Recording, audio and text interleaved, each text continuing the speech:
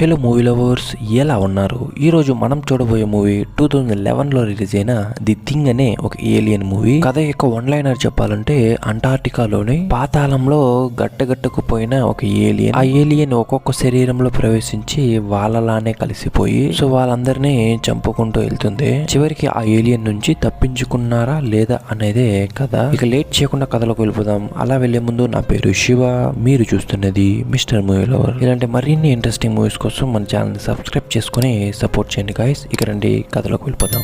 Movie యొక్క opening scene లోనే 1982 అంటార్టికాలోనే winter season. నిశ్శబ్దమైన మంచు ప్రదేశంలో ఒక ట్రక్ అయితే వెళ్తూ ఉంది. అందులో ముగ్గురున్నారు. వాళ్ళు దేనినో వెతుక్కుంటూ వెళ్తున్నట్లయితే తెలుస్తుంది. అలా వెళ్తూ ఉన్నప్పుడు సడన్ గా భూకంపం లాంటిది వచ్చి ఆ ప్రదేశమే రెండుగా చీలిపోతుంది. వాళ్ళున్న ట్రక్ కూడా ఆ చీలిన లోయలో సగం వెళ్ళి అక్కడే స్టక్ అయిపోతుంది. ఇప్పుడు వాళ్ళు ఆ ట్రక్ హెడ్ లైట్ కొట్టే వెలుతురు ద్వారా ఒకటైతే చూస్తారు. అదే భారీగా ఉన్న ఒక ఏలియన్ స్పేస్ షిప్. అది ఏలియన్ స్పేస్ షిప్ అని వాళ్ళు ఎలా చెప్తారంటే, అప్పుడున్న టెక్నాలజీకి అది 1000 రెట్లు అడ్వాన్స్డ్ గా ఉంది. ఇప్పుడు అలానే కట్ చేసి మన మూవీ యొక్క టైటిల్ నేస్తారు, ది థింగ్. ఇప్పుడు మన మూవీ యొక్క హీరోయిన్ అయితే చూపిస్తారు. ఈమె ఒక ప్యాలెంటాలజిస్ట్ గా అయితే వర్క్ చేస్తూ ఉంది. అంటే చనిపోయిన జీవుల గురించి రీసెర్చ్ చేయడం. ఇప్పుడు అలానే ఏదో ఒక జీవిని అయితే పరిశీలిస్తూ ఉండగా, ఇప్పుడు ఆమెను చూడడానికి అయితే ఇద్దరు వస్తారు. ఒకని పేరు యాడమ్, మరొకని పేరు శాడాన్. వీళ్ళు చెప్తారు, అంటార్టికాలో 42 గంటలకు ముందు ఒక వింత జీవినైతే కనిపెట్టారు. అది ఒక ఏలియన్. దాని గురించి రీసెర్చ్ చేయడానికి మాకు ఒక ప్యాలెంటాలజిస్ట్ కావాలి, నువ్వు మాతో రాగలవా అని అడిగినప్పుడు, మన హీరోయిన్ కూడా తన యొక్క ప్రొఫెషన్ లో ఏదైనా పెద్దదిగా సాధించాలనే కోరిక అయితే ఉంది. సో దాని వల్లే సరే అని చెప్పి అంటార్టికాలోని ఆ స్పేస్ షిప్ ని కనిపెట్టిన ప్లేస్ కి అయితే వస్తారు. అక్కడ ఇంకొక ముగ్గురు ఉంటారు. వీని పేరు ఎడ్వర్డ్. వీనితో పాటు ఈ కంటద్దలుడు, ఇంకొక అమ్మాయి పేరు జూలియట్. సో ఇప్పుడు మన హీరోయిన్ అయితే ఆ యొక్క స్పేస్ షిప్ ని చూసి నోరెళ్ళబడుతుంది, అసలు ఏంటో ఇది ఇలా ఉంది అని. ఇప్పుడు ఎడ్వర్డ్ ఏం చెప్తాడంటే, మేము రీసెర్చ్ చేసి కనిపెట్టిన వరకు దగ్గర ఒక 1,00,000 సంవత్సరాల నుంచి ఈ యొక్క స్పేస్ షిప్ అయితే ఇక్కడే ఉంది. అది ఎలా వచ్చింది, ఎందుకు వచ్చింది అనేది ఇంకా కనిపెట్టాల్సి ఉందని చెప్తాడు.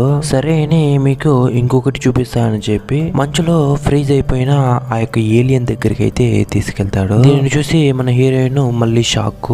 అసలు దీన్ని బయటకు తీయడానికి ఎంత సమయం పడుతుంది అని అడగ్గా, ఆ విషయాల గురించి మనం నైట్ డిస్కస్ చేద్దామని చెప్పి అక్కడి నుంచి అయితే బయలుదేరతారు. సో ఇప్పుడు అక్కడే పీటర్ అనే ఇంకొక కొత్త క్యారెక్టర్ అయితే చూపిస్తారు. సో వాడేం చెప్తాడంటే, ఫస్ట్ దాని చుట్టూ ఉన్న ఐస్ ని కట్ చేసి ఇక్కడికైతే తీసుకొద్దామని చెప్పి అలానే చేస్తాడు. సో ఇప్పుడు ఒక్కొక్కరు ఒక్కొక్క వైపు నుంచి దాన్ని అయితే రీసెర్చ్ చేస్తున్నారు. ఇప్పుడు అక్కడికి శాడన్ వచ్చి దాన్ని చూసి ఆత్రం తట్టుకోలేకుండా ఫస్ట్ 30 సెంటీమీటర్స్ డ్రిల్ వేసి శాంపుల్స్ తీసుకొని దాన్ని అయితే చెక్ చేయండి అని చెప్పి అక్కడి నుంచి అయితే వెళ్ళిపోతాడు.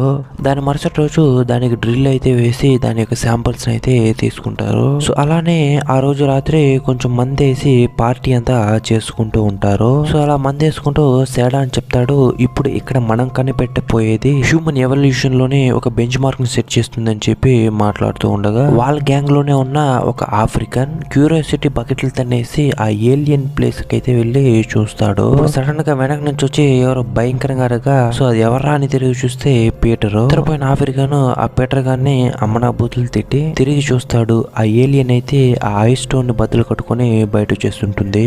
దీన్ని చూసి ప్యాంట్ లోనే పాస్ పోసుకున్న ఆఫ్రికన్ గాడు కింద పైన పడి వాళ్ళ యొక్క గ్యాంగ్ లోకి అయితే వెళ్ళి చెప్తాడు. సో వీళ్ళంతా వెళ్ళి చూస్తే ఆ ఏలియన్ అయితే అక్కడి నుంచి తప్పించుకునేసి ఉంటుంది. మనము 2 గ్రూపులుగా డివైడ్ అయ్యేది, దాన్ని వెతుకుదాము, అసలేం జరిగినా దాన్ని అయితే గాయపరచకండి అని చెప్పేసి శాడన్ అయితే చెప్తాడు. సో ఇప్పుడు ఒక్కొక్కరు ఒక్కొక్క వైపుగా వెళ్ళి వెతుకుతూ ఉన్నప్పుడు అందులో ముగ్గురు అయితే ఒక విషయాన్ని చూస్తారు. ఇప్పుడు తప్పించుకున్న ఆ ఏలియన్ దేన్నో లోపలికి తీసుకెళ్లి చంపి తింటున్నట్లయితే తెలుస్తుంది. మరోవైపు హెన్రీ వానితో పాటు ఇంకొకడు ఆ ఏలియన్ అయితే కనిపెట్టేస్తారు. ఇప్పుడు ఆ ఏలియన్ దాని యొక్క నాలుకను బయట పెట్టి అక్కడ ఉన్న వాని గుండెలో దించి వాడిని అయితే లోపలికి లాక్కుంటుంది. మరొకడు బిత్తరపోయి అందరిని పిలవగా ఇప్పుడు అందరూ వచ్చి చూస్తే వాడిని కొంచెం కొంచెంగా అయితే ఆ ఏలియన్ తినేస్తుంది. ఆ గ్యాంగ్ లోనే ఇప్పుడు ఇద్దరు గన్స్ ని తీసుకుని అయితే కాలుస్తారు, కానీ నో యూస్. అది ఇప్పుడు అలాగే పైకి వెళ్తూ ఉండగా దాన్ని అయితే కాల్చి బూడిద చేస్తారు. ఇప్పుడైతే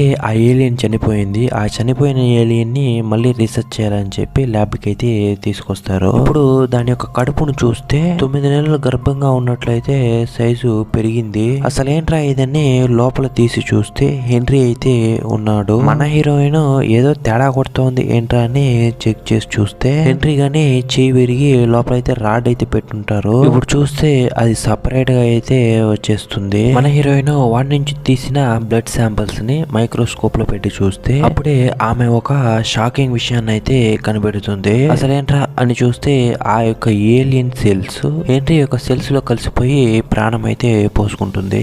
మరోవైపు హెన్రీ చనిపోయాడు. వానితో పాటు ఒకడు ఉన్నాడు కదా, వానికైతే ఇప్పుడు ఆరోగ్యం బాగలేదు. సో వాడిని తీసుకుని హాస్పిటల్ కి వెళ్దామనేసి హెలికాప్టర్ ని తీసుకుని అయితే బయలుదేరుతారు. అదే టైంలో మన హీరోయిన్ అయితే వాష్రూమ్ కి అయితే వెళ్తుంది.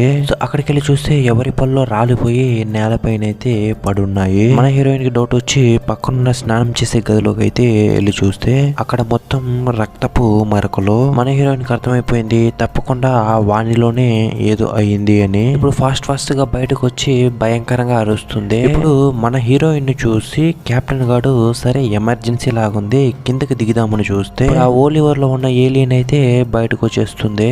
ఆ హెలికాప్టర్ లో ఉన్న వాళ్ళని అటాక్ చేసి ఆ హెలికాప్టర్ కూడా ఆ పర్వతాలకి అటువైపుగా వెళ్లి పడిపోతుంది. సో ఇప్పుడు ఇమీడియట్ గా అందరూ గ్యాదర్ అయ్యి మాట్లాడుతారు. మన హీరోయిన్ అయితే చెబుతుంది ఆ యొక్క ఏలియన్ మనుషుల యొక్క సెల్స్ ని ఉపయోగించుకుని అయితే పరిణామం చెందుతుంది. మళ్ళీ ఇప్పుడు కూడా నేను వాష్రూమ్ లో చూస్తున్నాను ఎవరో రక్తపు మరకలైతే కనపడకూడదని తోడుచున్నారు. ఇప్పుడు ఆ ఏలియన్ మీలో ఒకరిలో ఉంది అని అయితే చెబుతుంది. దీనికి వీళ్ళు ఒకరి ముఖాలు ఒకరు చూసుకొని ఫస్ట్ ఇక్కడ నుంచి వెళ్ళిపోదామని చెప్పి బయలుదేరుతారు. మన హీరోయిన్ అయితే అసలు ఏం చేయాలి ఇక అని ఆలోచిస్తూ ఉంది. ఇప్పుడు జూలియట్ వచ్చి చెప్తుంది ఇక్కడున్న వెహికల్ కీస్ అన్నిటిని తీసేద్దాము, అప్పుడే ఇక్కడ నుంచి ఎవరు తప్పించుకోలేరని చెబుతుంది. సరే అని మన హీరోయిన్ వెళ్తూ ఉండగా వెనకాల చూస్తే ఆ జూలియట్ ఒక ఏలియన్ గా అయితే మారిపోయింది. మన హీరోయిన్ ఈ గొర్రెపెట్టి నువ్వే కాపాడాలి అని చెప్పి అక్కడ నుంచి ఒకే పరుగు. ఆ ఏలియన్ కూడా మన హీరోయిన్ ని తరుముకుంటూ రాగా మధ్యలో అయితే అద్దాలోడు చేస్తాడు. వాడిని ఆ ఏలియన్ అయితే ఒకే ఒక పోటు పొడిచి చంపుతుంది. ఇప్పుడు ఆ గ్యాంగ్ లో ఒకడు ఆ ఏలియన్ ని కాల్చి మాత్రమే చంపగలము. సో ఫైర్ ఎక్స్టింగ్విషర్స్ అంతా తీసుకుని ఆ యొక్క ఏలియన్ ని కాల్చే చంపేస్తాడు. దాని తర్వాత ఏడాను సాడాను అక్కడున్న వెహికల్స్ బ్రేక్స్ అన్నిటిని కట్ చేస్తారు. సో దానితో పాటు అక్కడున్న అందరి బ్లడ్ శాంపిల్స్ ను కూడా తీసుకుంటాడు. సో ఇప్పుడు అలా అందరి శాంపిల్స్ ని తీసుకుని ల్యాబ్ లో చెక్ చేస్తూ ఉండగా సో సడన్ గా నిప్పు రాచుకుని ఆ ల్యాబ్ అంతా తగలబడిపోతుంది. ఇప్పుడు ఏడాను సేడాను చెప్తారు ఎవరో మనలోనే ఏలియన్ కి అఫెక్ట్ అయి ఉన్నారు, వాడే ఇదంతా చేస్తున్నాడు. మనం మనిషిని చూస్తే కనిపెట్టకపోవచ్చు కానీ వాని యొక్క పళ్ళను చూస్తే ఈజీగా కనిపెట్టొచ్చు వాడు ఏలియన్ కి అఫెక్ట్ అయ్యాడా లేదా. సో ఇప్పుడు అందరి పళ్ళను అయితే చెక్ చేస్తారు. అక్కడున్న అందరికి నార్మల్ గానే ఉంది. సో వాళ్ళ గ్యాంగ్ లోనే ఇప్పుడు ఇద్దరైతే మిస్సింగ్. సో ఖచ్చితంగా వాళ్ళే ఏలియన్ కి అఫెక్ట్ అయి ఉంటారని చెప్పి ఫైర్ ఎక్స్టింగ్విషర్స్ అంతా తీసుకుని కాల్ చేద్దామని బయలుదేరుతూ ఉండగా ఆ క్యాటర్ వాన దగ్గర ఉన్న గన్నుతో ఆ ఫైర్ ఎక్స్టింగ్విషన్ పెట్టుకున్న వానైతే కాల్ చేస్తాడు. అది ఒక ఫ్యూయల్ స్టోరేజ్ ఏరియా. సో ఆ ఫ్రిక్షన్ కి మంట రాజుకుని ఒక పెద్ద బ్లాస్ట్ అయితే అయిపోతుంది. అక్కడ గాయాలతో పడి ఉన్న ఎడ్వర్డ్ ని జాన్ వచ్చి తన భుజాలపైకి తీసుకుని వెళ్తూ ఉండగా ఎడ్వర్డ్ చెయ్యి అయితే సపరేట్ గా అయితే ఊడొచ్చేస్తూ ఉంది. సో జాన్ అయితే ఎడ్వర్డ్ లో ఉన్న ఏలియన్ అటాక్ చేసి వాడిని యాడమ్ అయితే చంపేస్తుంది. ఇక మిగిలి ఉన్నది మన హీరోయిన్ సేడాను అని కార్టారు. మన హీరోయిన్ ఇలాగైతే వర్కౌట్ అవ్వదు అన్నిటినీ తగలబెట్టేదని చెప్పి ఫైర్ ఎక్స్టింగ్విషన్ అయితే తీసుకుని ఆ యొక్క ప్లేస్ మొత్తాన్ని అంటించేస్తుంది.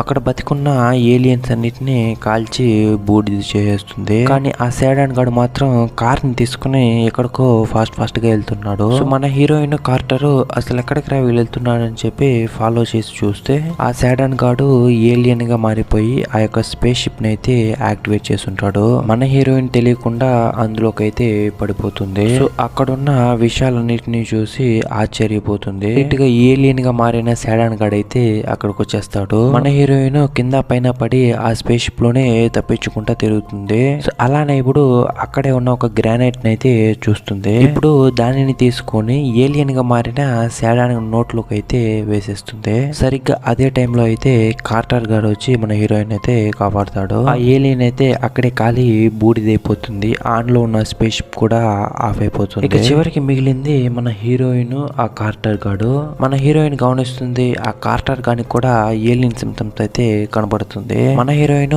నిన్ను క్షమించు, నాకు వేరొక దారి లేదు అని చెప్పి ఆ కార్టర్ గాన్ని కూడా కాల్చి బూడిద చేస్తుంది. సో ఇక టిపికల్ హాలీవుడ్ ఎండింగ్. చివరికి మన హీరోయిన్ మాత్రం అక్కడ నుంచి తప్పించుకొని బయటపడుతుంది. సో మూవీని కూడా అలానే ఎండ్ చేస్తారు.